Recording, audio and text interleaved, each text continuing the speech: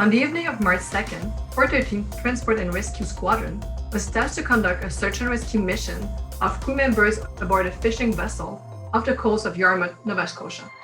Captain Jeremy Appolloni joined us today to tell us more about this incredible effort. Thanks for joining us today, Captain Appolloni. To start, can you give us a quick overview of the situation on March 2nd and why 413th Squadron was tasked to conduct a search and rescue mission?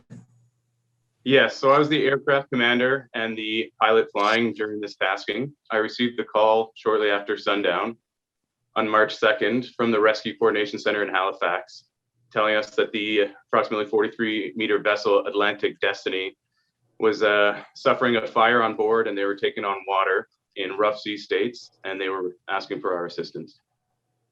So I accepted the mission, as well as the C-130 Hercules aircraft commander, who would be providing top cover that evening. And we went to work.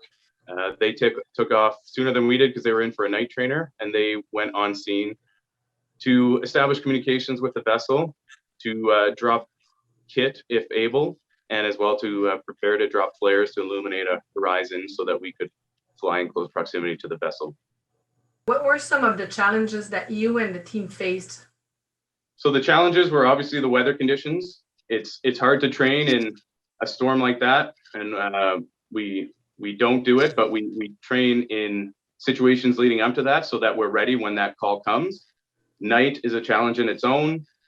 8-meter waves are a challenge in their own. They're like 2 to 3-story apartment buildings rolling through and hitting the vessel. The vessel being on fire and taking on water meant that time was not on our side, and the winds were very powerful as well, and they were rocking the boat and preventing us from maneuvering the helicopter any which way we had to point into wind. How does the search and rescue mission compare to the previous ones you've been part of? So it compares in a couple ways. In a good way, that with the joint effort of all the parties involved, we were able to save all 31 souls on board. That's a highlight. As well, having to deal with that emergency and leave my search and rescue technicians on board a vessel that's on fire and sinking was very uncomfortable as we transited back to land, knowing that 2 of our own are still in the vessel with the other fishers. Anything you'd like to add? Yes, I'd like to add that evening, Sergeant Brad Nisbet and Sergeant Fern Bianco were the epitome of search and rescue technician heroes, and they used every piece of training and experience they had in order to save all 31 souls off that vessel. Thanks so much for joining us today. My pleasure.